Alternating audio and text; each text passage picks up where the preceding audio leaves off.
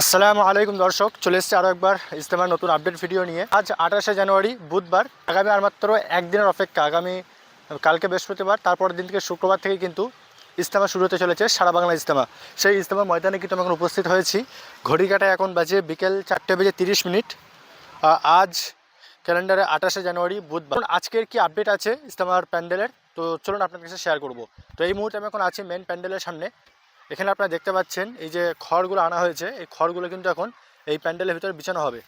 তো এই খড়গুলো বিছানো হবে, তারপরে এর উপরে চট পেতে দেওয়া হবে ইজতেমা মজলিসে মেহমানদেরকে, মানে মজলিস শোনার জন্য। তো আপনারা দেখতে পাচ্ছেন এখানে অসংখ্য কিন্তু খড় আনা হয়েছে, যেগুলো বিচুলি বলি, খড় বলি, সেগুলো কিন্তু এখন আনা হয়েছে। এগুলো এখন এখানে বিছানো হবে। এবং চলুন আপনাদেরকে মেন স্টেজটা দেখাবো, স্টেজটা কেমন কী হয়েছে, প্যান্ডেলটা দেখাবো আপনাদেরকে। এবং এদিকে আপনারা দেখতে পাচ্ছেন লাইটিংয়ের কাজ চলছে, লাইট মাইকের কাজ চলছে, যেহেতু আগামী কাল বা পরশুই কিন্তু এই মহান ইজতেমা শুরু হতে চলেছে। এবং কী কী ব্যবস্থাপনা আছে আপনাদের সাথে শেয়ার করব।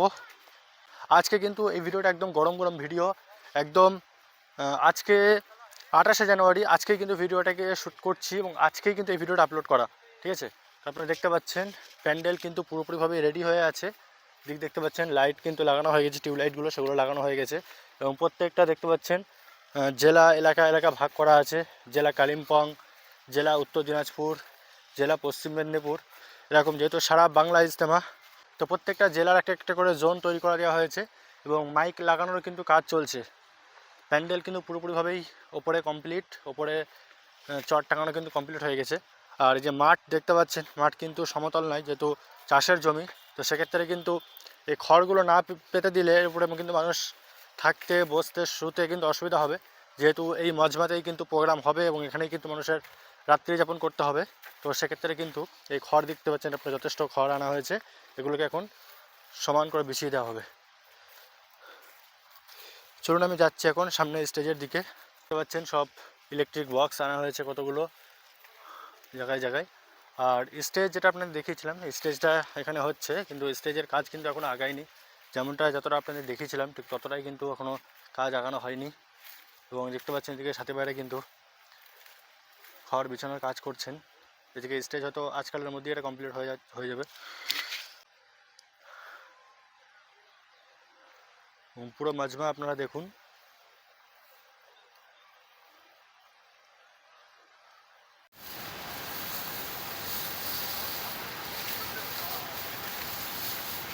তো আপনারা দেখতে পাচ্ছেন এদিকে প্যান্ডেল তৈরি হয়েছে, মেন মজমাটা কিন্তু পুরোপুরি ওপরে ছাউনি কমপ্লিট। আর এই মজমা ঠিক পাশেই এদিকে ক্যান্টিনগুলো তৈরি হচ্ছে, তো আপনারা দেখতে পাচ্ছেন। তো হাতে আর মাত্র একদিন সময়, এর মধ্যেই কিন্তু এখনও অনেকটাই কাজ বাকি। আপনারা দেখতে পাচ্ছেন আজকে কিন্তু ওই দিক থেকে চট টাঙানো শুরু হচ্ছে এবং কতগুলো ক্যান্টিন হয়েছে আপনাদেরকে দেখাবো। তো ক্যান্টিনের দুটি লাইন হচ্ছে, এই একটা লাইন আপনারা দেখতে পাচ্ছেন এবং এই একটা লাইন, দুটো লাইন ক্যান্টিন হচ্ছে। ক্যান্টিনগুলো কিন্তু এখনও ভাগ হয়নি, একদম টানা প্যান্ডেল হচ্ছে। আর দুই ক্যান্টিনের মাঝখানে এখানে এই যে পাইপ লাইন করা হচ্ছে, এগুলো তো হাত টাত ধোয়ার জন্য, অজু করার জন্য এখানে পানির ব্যবস্থা থাকছে। দুটো ক্যান্টিনের মাঝখানে দেখতে পাচ্ছেন পাইপ লাইন তৈরি করা হচ্ছে। হাতের সময় খুবই কম। আজ বুধবার, আগামীকাল বৃহস্পতিবার, তারপরের থেকে শুক্রবার থেকে কিন্তু ইজতেমা শুরু হতে চলেছে, কিন্তু কাজ কিন্তু এখন অনেকটাই বাকি। তো আপনারা দেখতে পাচ্ছেন এভাবে লম্বা করে প্যান্ডেল করা হয়েছে, তারপরে কিন্তু এরকম মাঝে মাঝে কিন্তু বাঁশ দিয়ে কিন্তু আলাদা আলাদা করে ভাগ করে দেওয়া হচ্ছে, দেখতে পাচ্ছেন আপনারা। আর এদিকে কিন্তু ওপরে যে প্লাস্টিক চট কিন্তু টাঙানো হয়ে গেছে, এইভাবেই কিন্তু পুরোটা এদিকটাও কিন্তু এভাবেই হয়ে যাবে। মাঝখানে দেখতে পাচ্ছেন পুরোটা এই যে বাঁশ দিয়ে কিন্তু এগুলো সেপারেট করে দেওয়া হচ্ছে, যে এক একটা এলাকা, এক একটা জেলা ভিত্তিক ক্যান্টিনগুলো তৈরি হবে।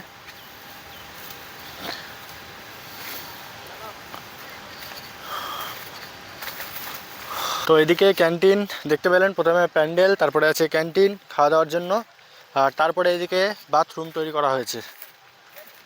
এগুলো অস্থায়ী বাথরুম তৈরি করা হয়েছে। অজুখানার ব্যবস্থা এদিকেও আছে এবং ওইদিকে প্যান্ডেলের ওপাশেও কিন্তু, মানে এটা কোন সাইড, দক্ষিণ সাইড, ওই সাইডেও বাথরুমের ব্যবস্থা আছে।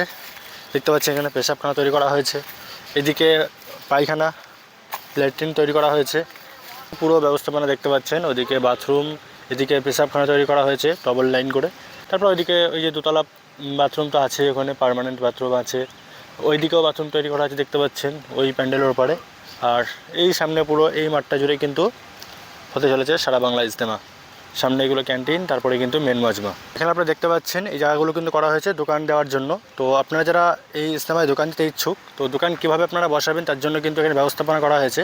তো এখানে এক চাচা আছেন, চাচা এখানে এই দোকানগুলো দেওয়া হয়েছে নাকি ইজতেমার বসানোর জন্য? তো কেউ যদি দোকান দিতে চায় তা কী করতে হবে? তখন তাকে এখানে আসতে হবে, এখানে এসে এখানে প্রত্যেকটা স্টল সিরিয়ালি বসানো আছে। তারা তাদের স্টল পছন্দ করবে, স্টলের সিরিয়াল নাম্বার আছে, সেই অনুযায়ী বুকিং করতে হবে। কেমন কি বুকিং, মানে সব কি একই সাইজ হিসাবে দাম নাকি সব একই রেট? না, একই রেট একই সাইজ, একই রেট একই সাইজ। রেট কেমন আছে? রেট এখানে আমরা নিচ্ছি যেটা 6,000 টাকা প্রতি স্টল প্রতি নিচ্ছি, আর সঙ্গে 1,000 টাকা প্যান্ডেল ফিজ আছে। তো দোকান কতদিন দিতে পারবে এখানে, কবে থেকে কতদিন? এখানে যেহেতু জায়গাটা আমাদের রাস্তার ধারে না, এটা আমাদের একদম দেখতেই পাচ্ছ তুমি, যেটা মজমার পাশে, এটা একটা রাস্তার ধার থেকে বাইক রোড দিয়ে ভিতরে। এখানে কোনো দোকানদার যদি 6 দিন 7 দিন 8 দিন থাকতে চায় থাকতে পারবে, কোনো সমস্যা হয়নি। আমরা প্যান্ডেলের জন্য আলাদা চার্জ করব না, আর শুধুমাত্র তার ইলেকট্রিক খরচাটা দিতে হবে। এক্সট্রা যদি কেউ থাকে তাহলে ইলেকট্রিক খরচাটা দিতে হবে। চারপাশে যোগাযোগ করতে হলে কীভাবে যোগাযোগ করবো? আমার সঙ্গে যোগাযোগ করতে গেলে আমাদের এই মজলিসের এখানে এসে টুটুল ভাইয়ের চায়ের দোকান আছে, ওখানে ওনার সঙ্গে যোগাযোগ করলেই হবে। দোকান দিতে চাইলে এখানে স্টলগুলো আপনারা বুক করতে পারেন। এক একটা স্টল পিছু আপনাদের 6,000 টাকা করে খরচ করতে হবে, তার সাথে প্যান্ডেল ফিস 1,000 টাকা। আপনারা এখানে দোকান দিতে পারেন। তো জায়গা খুব সীমিত, আপনারা তাড়াতাড়ি আসতে পারেন, নাহলে কিন্তু হয়তো জায়গা পাবেন না। তো এটা হচ্ছে বেনাপুর মার্কেট মসজিদ। তো এখানে একটা ম্যাপ দেওয়া আছে, তো চলুন আপনাদেরকে ম্যাপটা একটু দেখাই। তো এই মজমায় কোথায় কী ব্যবস্থাপনা থাকছে সেটা আপনাদের কিন্তু এখানে ম্যাপ দেখে আপনারা বুঝতে পারবেন। খুবই সহজ পদ্ধতিতে লেখা আছে। এটা মেন স্টেজ, মেন প্যান্ডেল, তার পাশে এখানে ক্যান্টিনগুলো হচ্ছে। ক্যান্টিনগুলো কোথায় কোন কোন ক্যান্টিন আছে, কত নম্বর ক্যান্টিন আছে, যেহেতু ক্যান্টিনগুলো এখনও পুরোপুরিভাবে তৈরি হয়নি, তো আপনাদেরকে দেখিয়ে দিলাম। এখানে আপনার সুবিধা হবে দেখতে। তো মাঠের বিপরীতে এইদিকে অনুসন্ধান অফিস, তারপরে পুলিশ ক্যাম্প, এগুলো তৈরি করা হচ্ছে। তো এটা হচ্ছে মেন মজমা। মেন মজমার কিন্তু ওই সাইডে এবং এই সাইডে, মানে উত্তর, দক্ষিণ এবং উত্তর, ঠিক আছে, দুই সাইডেই কিন্তু বাথরুমের ব্যবস্থা করা হয়েছে। আপনারা দেখতে পাচ্ছেন এই সাইডে কিন্তু, মানে মেন প্যান্ডেলের দক্ষিণ দিকে এই সাইডে কিন্তু অসংখ্য বাথরুম তৈরি করা হয়েছে, আপনারা দেখতে পাচ্ছেন।